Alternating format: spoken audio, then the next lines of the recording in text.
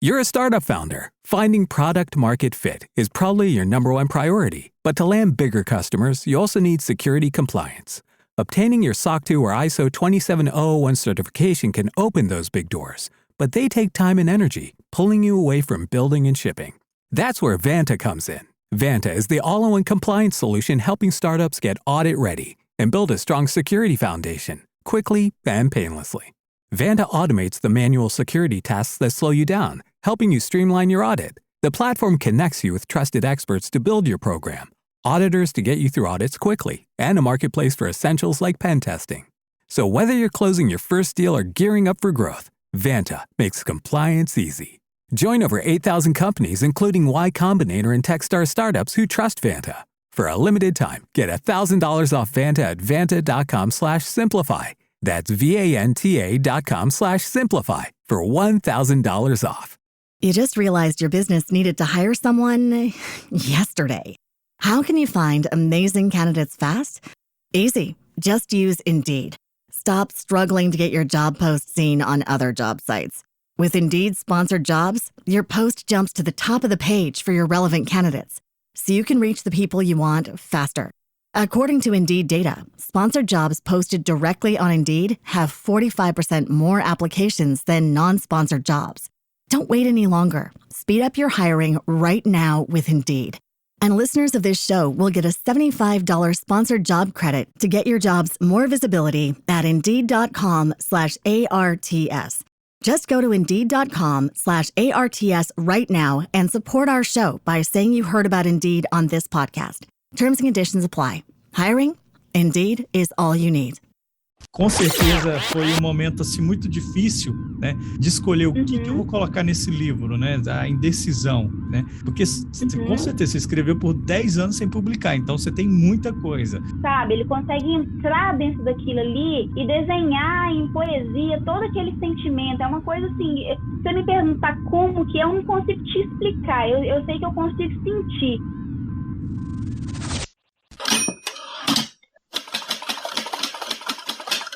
Estamos no ar com mais uma edição do Live com o Autor. Eu me chamo Raik Tavares. Como é que você tá? Eu acho que você tá bem, né? Rapaz, o mundo tá acabando aqui no Brasil. Tá chovendo pra tudo quanto é lado. E estamos entrando aí com a terceira edição do Live com o Autor no seu agregador de podcast. Eu estou falando agora no seu ouvido. E essa é a primeira edição da terceira temporada do Live com o Autor que está entrando no ar. Seja muito bem-vindo. Você que chega por agora aqui no Live com o Autor. Você que já é de casa, senta aí, relaxa ou continue fazendo sua atividade física ou fazendo qualquer coisa que você esteja fazendo enquanto você me ouve. Na edição de hoje, eu vou receber a escritora Laura Pinheiro, que vai falar do seu novo livro, na verdade, seu primeiro livro, né? Ela tá lançando seu primeiro livro e ela vai falar um pouco da sua vida, sobre o seu livro e vamos aí conhecer a Laura Pinheiro. Então, fica ligado nesse episódio. E o recado de hoje é muito importante porque eu estou abrindo a minha mentoria e quero ser o seu mentor.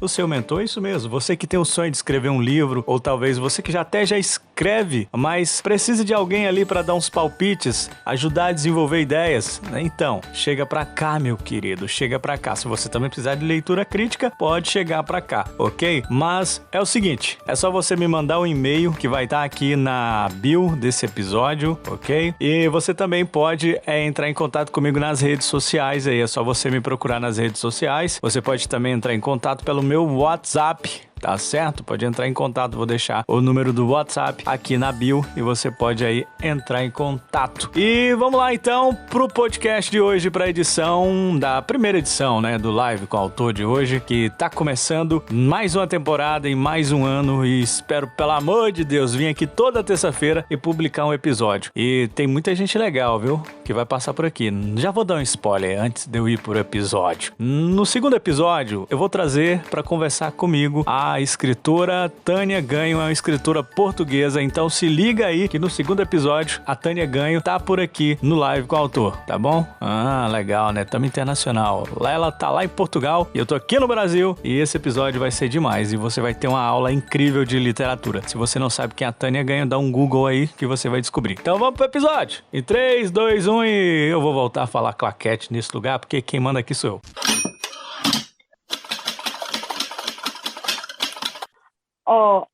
Eu sou a Laura, tenho 35 anos, sou mãe de um filho de 10 anos, sou casada há 15 e em resumo, eu sou uma sonhadora. E o que é escrever para você, Laura? Olha, escrever para mim é algo além. Eu falo que a escrita para mim é meu amante, é meu terapeuta, é onde eu consigo colocar a minha verdade, sabe? A escrita não me julga, não me condena, não conserta as minhas palavras, não julga o meu comportamento. Então, a escrita, para mim, é o local que eu me sinto mais livre, sabe? Se tem um sinônimo para mim de liberdade, é quando eu escrevo. É o que eu me sinto mais verdadeira quando eu estou escrevendo. A liberdade que a escrita nos traz, ela é imensurável, né? Sim, demais. Porque quando você conversa com alguém, quando você fala com alguém, a pessoa te devolve uma conversa com as opiniões dela, com as vivências dela, e às vezes acaba nos influenciando, né? E na escrita eu sinto que é como se fosse uma oração, é como se fosse falar com Deus, assim. Só que eu falo com a poesia, eu converso comigo mesma, eu encontro as respostas para mim mesmo, e às vezes não, às vezes eu acho que a escrita, no meu caso, que é poesia, às vezes ela me abraça mais ainda no abismo, mas quando eu termino de escrever, eu sinto que eu coloquei para fora algo que precisava, sabe? E como é que começou a sua relação com os livros, escrever, a sua relação? Quando eu não me lembro quando exatamente, mas acredito que foi no ensino, como fala hoje em dia, quando é ensino fundamental, quando a escola manda ler livros, né? E eu li Carlos Drummond e eu apaixonei. E aí eu comecei a ler Drummond, Vinícius de Moraes, e eu apaixonei pela poesia. Eu ficava, né, usando mineirês aqui, eu usava encasquetada com algumas palavras, eu ficava... O que é isso? Eu não entendia muito bem o que queria dizer, mas eu achava muito bonito a musicalidade, sabe, das poesias, assim. Eu achava aquilo muito bonito. E como eu sou uma pessoa que eu não consigo manter o meu foco por muito tempo, eu achei a poesia muito fácil de você absorver, porque em qualquer lugar que você abre do livro, você consegue ler sem dar uma continuidade. Então, a partir daquele momento, eu comecei a tentar escrever. E aí eu fazia cartinhas para a mãe, para o pai, para as tias, tudo meio que em forma de poesia. E desde então eu fui tentando, sabe? Fui colecionando algumas poesias e agora eu consegui, graças a Deus, publicar meu primeiro livro.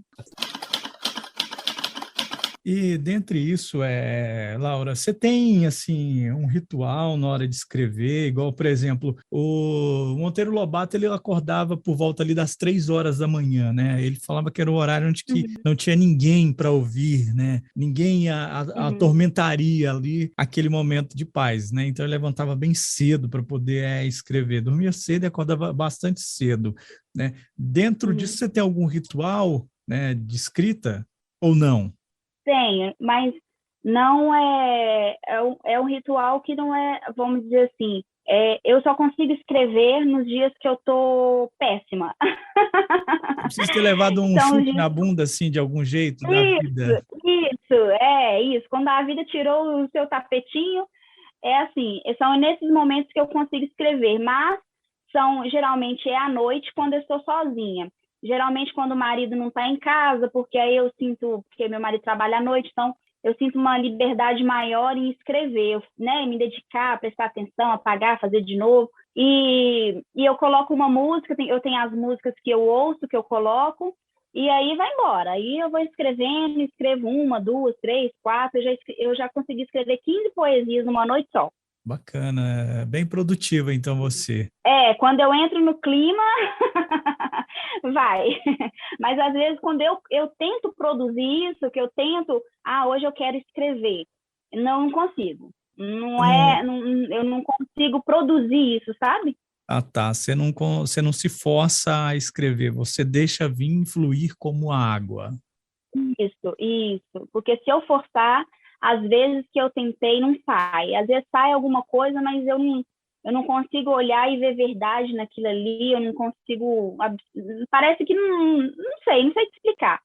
Eu não consigo criar esse hábito de, por exemplo, todos os dias ou uma vez por semana, eu não consigo criar esse hábito. É mais quando eu vou, é isso como você disse mesmo, vem, aí eu tenho que ir lá pegar e escrever. Você precisa sofrer primeiro, né, para poder transferir tipo esse isso. papel. Tipo isso. Mesmo os meus textos, as minhas poesias, que não é sobre sofrimento, mas é quando eu estou mais sensível que eu consigo escrever. E esse poder da sensibilidade, né, que o poeta em si ele carrega, né? Você vê ali poetas como o próprio Carlos Drummond de Andrade, ele e a melancolia andavam lado a lado. Você vê o Fernando Pessoa também, ele e a melancolia andavam lado a lado. Por que essa sina do poeta com a melancolia? Essa necessidade de sofrer? Olha, eu queria saber te responder, porque talvez se eu soubesse te responder, eu saberia a cura também, né? Mas eu acho que o poeta em si, ele é muito sensível, sabe? Ele é sensível ao que está acontecendo ao redor. Então, enquanto uma pessoa consegue enxergar uma coisa, por exemplo, se você vê uma pessoa sofrendo por amor, aí uma pessoa vê a pessoa, ela está sofrendo por amor. O poeta não, ele consegue sentir, sabe? Ele consegue entrar dentro daquilo ali e desenhar em poesia todo aquele sentimento. É uma coisa assim, se você me perguntar como que eu não consigo te explicar, eu sei que eu consigo sentir. Eu sou muito sensível, assim, a tudo ao meu redor, sabe? Eu falo que, assim, quando eu começo a conversar com as pessoas, parece que eu consigo enxergar a áurea da pessoa, sabe? Eu consigo sentir se ela está falando a verdade, se aquele ele é um sorriso falso, se aquele olhar está carregado de tristeza, se aquele semblante está pesado. Eu não sei te explicar, é como se eu conseguisse sentir a energia das pessoas. E nesse sentir a energia das pessoas, parece que eu consigo sentir a energia do todo, assim, sabe? Do local que eu tô. Às vezes eu entro em algum local e eu não consigo ficar naquele local que parece que tá pesado, que ele não tá legal. Mesmo que seja numa festa, mas parece que está me expulsando dali. E quantas vezes eu vou em algum outro local, visitar alguém, eu me sinto abraçada, eu me sinto acolhida, sabe? Então, assim, eu acho que o poeta, ele tem muito disso, é aquela coisa do sentir mesmo. Não é só sentir de falar, é aquela coisa de arrepiar, é aquela coisa do coração acelerar, aquela coisa de você se entristecer e também conseguir se alegrar realmente com a alegria do outro. Eu acho que o poeta, assim, pelo menos os poetas que eu conheci, os poetas que eu li, realmente, eles parecem que têm esse ponto aí de encontro, né? Que é essa melancolia, essa coisa de sentir mesmo a dor ao seu redor. E parece que tudo é dor, né? Isso já virou uma poesia, parece que tudo é dor. Aí, tá vendo? Eu consigo enxergar, Laura, a poesia em tudo, sabe? Até num lápis parado, sabe? Eu consigo enxergar a poesia, né? Eu gosto desse lirismo, sabe? Essa forma, né? Que a poesia tem de transmutar os sentimentos, sabe? De jogar os sentimentos para fora. Eu acho isso muito interessante. Quando eu comecei a escrever, eu comecei escrevendo poesia, né? Apesar que eu me acho um péssimo poeta, né? Mas algumas pessoas gostam. Eu me acho um péssimo poeta, né? Então você é bom. Eu me acho. Dando uma pausa rapidinha para te dar um recado. O meu livro, Folhas em Branco, está na Amazon. Se você ainda não adquiriu o seu exemplar, adquire lá na Amazon a versão e-book. E em breve o livro sai em versão física. Em breve entra na pré-venda. Então, se você ainda não adquiriu o e-book, logo você pode adquirir o físico se você preferir. Mas se você quiser conhecer um pouco da minha literatura, é só você ir lá na Amazon e adquirir já o e-book. Em breve eu solto para você a pré-venda do livro físico. Em breve, aguarde. Agora a gente volta para o episódio. Eu quero saber, Laura, sobre o seu livro Insanamente, até por causa desse título. Eu quero saber por que desse título e também eu quero entender como que foi juntar, né, mais de 10 anos, né, de poesia escrita para publicar seu primeiro livro. Bom, o o título Insanamente, eu acho que porque às vezes eu mesma acho que as minhas poesias são insanas, assim. Mas insana no tipo a loucura, né? Tudo que foge do normal, do padrão, para a maioria, se torna loucura, né? E nem sempre, né? Não que eu ache que eu seja, né, tão importante assim, mas as pessoas que mudaram o mundo, primeiramente, elas foram, né? Como se diz, acharam que elas eram loucas, né? E essa coisa de colocar o sentimento para fora de uma maneira tão nua, tão verdadeira como eu tentei colocar nas minhas poesias, eu acho que é meio insano, porque você se entrega muito, né? Eu me revelei muito nas minhas poesias, então eu acho que só uma pessoa insana, talvez, teria essa coragem de se entregar tanto, de admitir os próprios erros, mas que eu me entregando tanto, essa minha insanidade, essa minha loucura, essa maneira de enxergar o mundo, de enxergar a vida, de enxergar a dor, eu acredito que não é só eu que enxergue assim. Eu acho que a maioria enxerga, só que não tem coragem de falar, de colocar para fora, de admitir, de revelar os seus próprios monstros. Então, foi por isso o título Insanamente. Como você disse, eu fiquei praticamente 10 anos escrevendo esse livro. Inicialmente não foi para escrever um livro, foi mesmo para colocar para fora. E depois, como eu tinha muitos textos, muitas poesias, começou a surgir essa vontade. E eu sempre presenteei os amigos, os familiares com poesia, né? Poesia falada e tal. Aí o pessoal começou a falar, você podia escrever um livro e tal. E aí eu fui amadurecendo a ideia e fiz essa coletânea, sabe? Selecionei alguns. Você disse que você não se considera um bom poeta. Eu também não me considero uma boa poeta. Eu até não, eu acho que é até meio, como se diz, eu não tenho nem coragem de falar eu sou poeta. Eu acho meio pesado, porque eu acho que a gente não consegue se ver dessa maneira, né? Mas as pessoas dizem que eu sou, mas eu ainda não me sinto confortável com esse título, não. Eu sei que eu gosto de escrever, eu sinto bem em escrever, mas se você me perguntar, você é poeta? Eu não me sinto à vontade em dizer que eu sou poeta, não, sabe? Eu sou uma pessoa que estou sempre inventando, tentando, e é isso.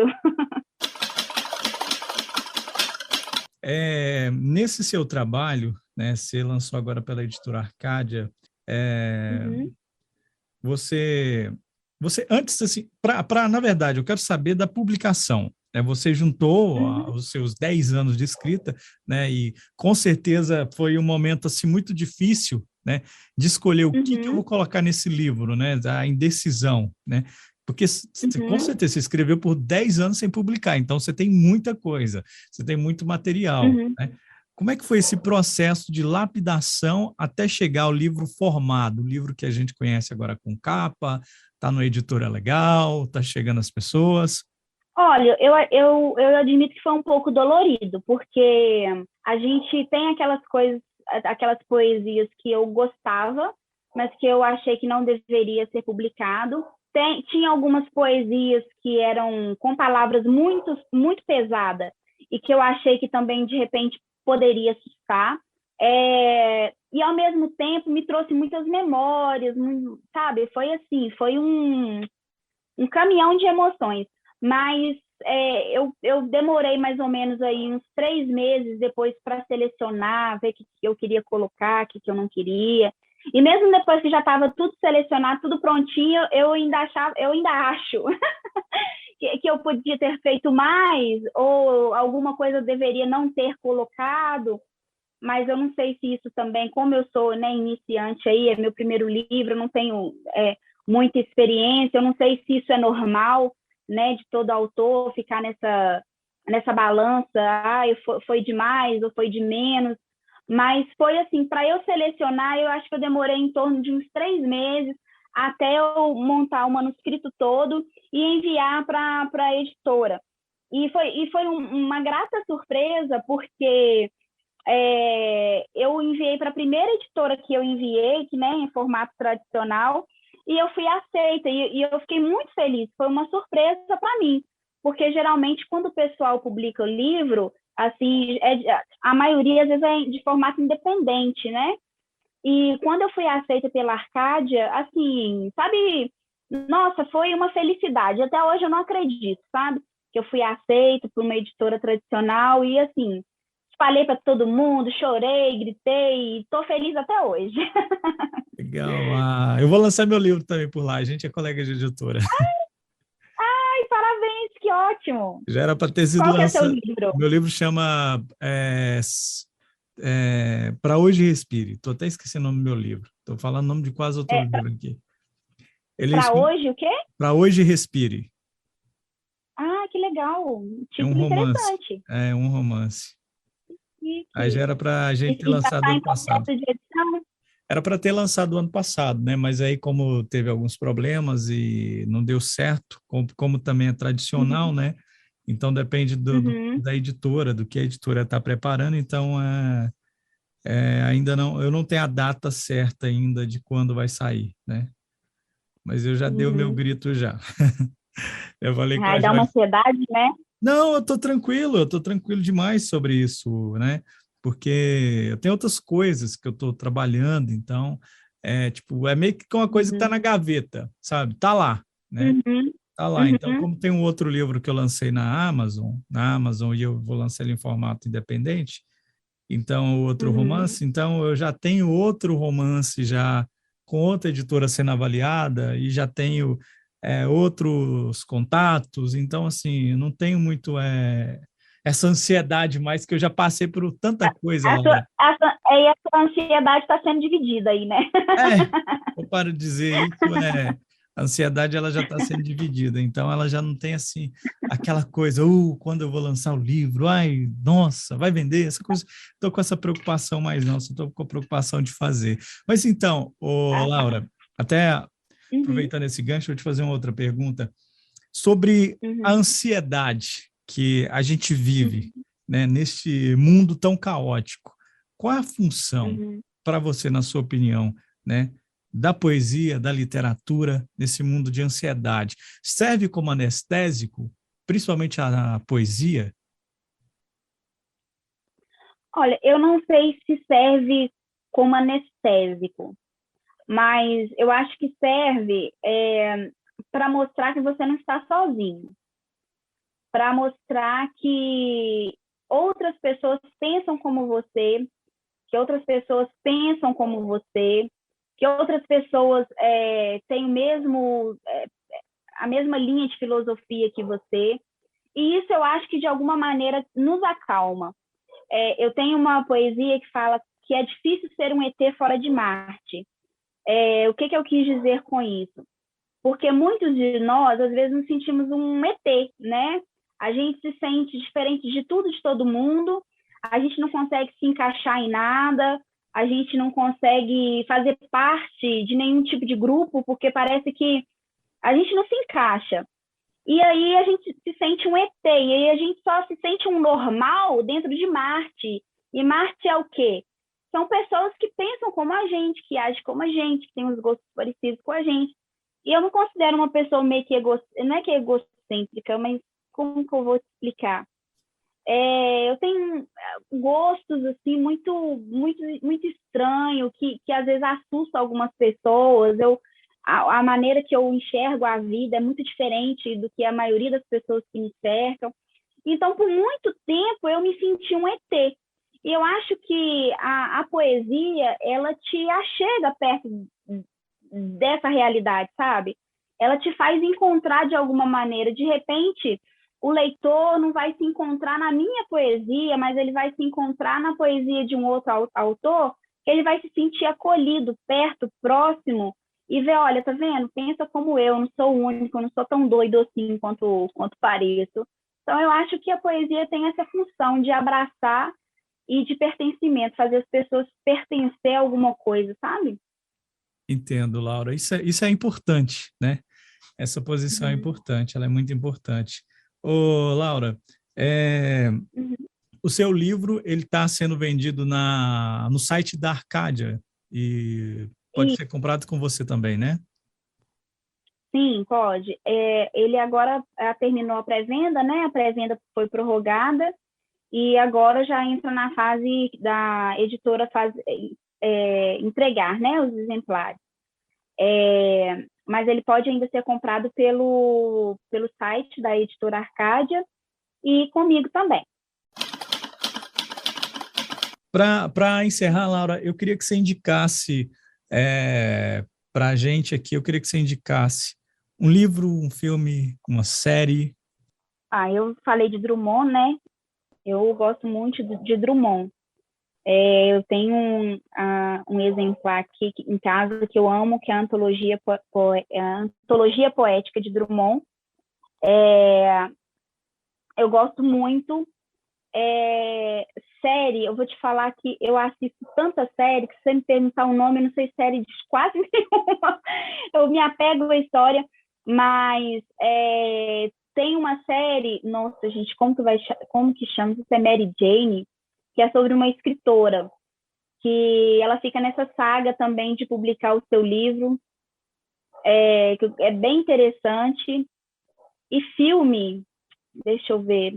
Olha, um filme que eu assisti semana passada, um filme brasileiro, com aquele, como que ele chama? Aquele ator Hassum, como que é? Hassum. O Hassum. O Hassum. Se eu não me engano, é até o próximo Natal, se eu não me engano. É uma comédia, mas tem um fundo poético muito bonito, sabe? Você começa o filme rindo horrores e no final, assim, você termina chorando. E tem uma poesia, sabe, assim, muito bonita, uma lição de vida muito bonita no final. E eu admito que, assim, é um dos poucos filmes brasileiros que eu gostei de verdade. Vale a pena, viu? Vale a pena assistir. Tá na Netflix. Eu gosto muito de coisa brasileira. Eu sou muito brasileiro, sabe? Esse eu gostei muito. O Hassum é excepcional. Eu sou apaixonado com o trabalho dele. Olha, você falou aí de um livro, vou até falar aqui um pedacinho aqui, de uma poesia de Drummond. E cada instante é diferente, e cada homem é diferente, e somos todos iguais. E no mesmo ventre, o mesmo escuro inicial, na mesma terra, o silêncio global, mas não seja logo. Eu acho que resume muito o que a gente falou, né, até agora também. Não perca o segundo episódio do Live com o Autor. Entre todos os seus trabalhos, né, o último que você lançou recentemente agora, A Pinéia, foi lançado pela Casa dos Livros em 2020. A vestir-se como uma personagem, a falar como uma personagem. Eu acho que o trabalho de escritor, quando estamos a fazer a construção das personagens, é muito idêntico, é encarná-las, é saber o que elas pensam, saber o que elas sentem. Na próxima semana,